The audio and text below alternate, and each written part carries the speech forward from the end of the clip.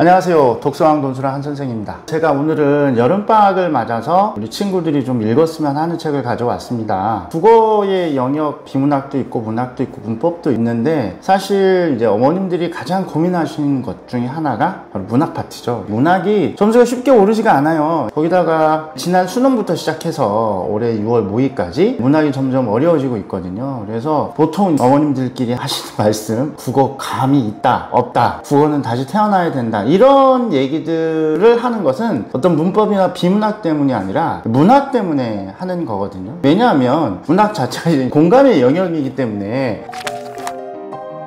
방법은 있습니다. 일단은 작품을 많이 읽어야 되거든요. 사실 공감력이 있다 없다 이것도 되게 웃긴 게 뭐냐면, 문학, 특히 이제 시험에 나오는 문학 작품들, 한국 단편, 장편 같은 경우는 아무리 공감력이 높은 친구들이라 하더라도 이해하기가 좀 힘듭니다. 왜냐하면 이게 역사책이나 다름없거든요. 그들이 살아보지 않았던 시대의 어른들에 대한 이야기이기 때문에 그걸 공감을 한다? 결국은 공감이라는 것 자체가 이성적 추론 혹은 경험의 바탕으로 이루어지는 건데 둘 다 쉽지 않죠. 그래서 아이들한테 문학을 가장 잘 하는 방법은 사실 작품 많이 읽어보는 거예요. 문학 작품 많이 읽어보고 거기에서 이제 나름대로 해석을 해보는 거죠. 어떤 식으로 해석을 해보느냐, 바로 이제 다른 사람들이 하는 해석 방법, 일반적인 해석 방법. 근데 이제 우리가 그것들을 점검할 수가 없잖아요. 그래서 이제 학원에서는 선생님이 이제 한 줄 한 줄 읽어가면서 이거는 이런 의미가 있다, 이런 의미가 있다. 근데 이제 학원에 안 다니는 친구들 같은 경우는 그걸 어떤 방법으로 해야 될지 좀 난감하죠.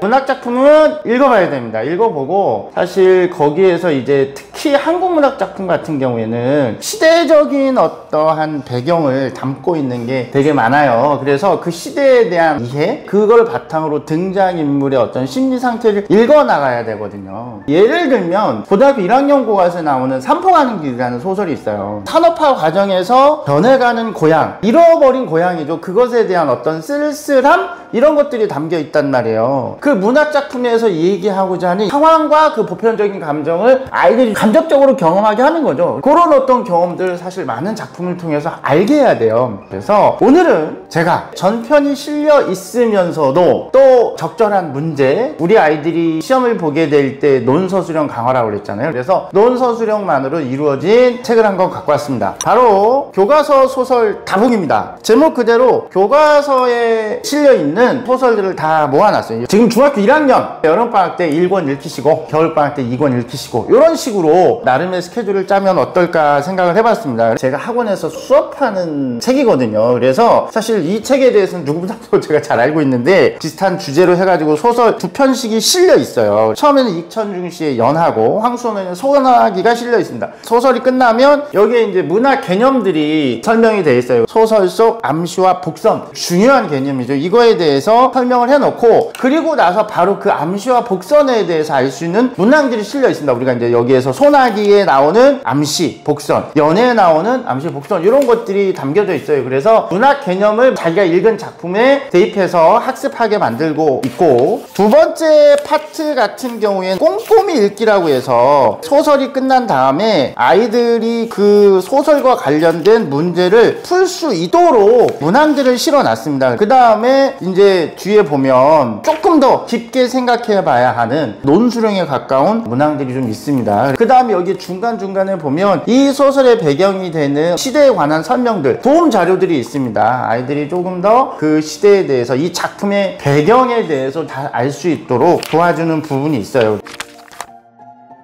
한 권에 8개의 작품이 실려 있거든요. 제가 아까 여름방학에 한번 읽혀보시면 좋겠다 그랬으니까 한 주에 단편 2개씩이니까 절대로 짧은 분량은 아닙니다. 한 달 동안 이런 작품들 해서 대표적인 한국의 단편 소설들이니까 8개의 작품을 읽어가면서 학습하면 아이들한테 정말 도움이 될 거라고 생각을 합니다. 제가 오늘 문학책 한 권을 소개를 해드렸는데, 문학에는 사실 왕도가 없습니다. 중학교 때 조금 책을 많이 읽었으면 좋겠습니다. 그리고 읽히셨으면 좋겠습니다. 그런 시간을 충분히 주셨으면 좋겠습니다. 이상으로 독서왕 논수랑 한선생이었습니다. 감사합니다.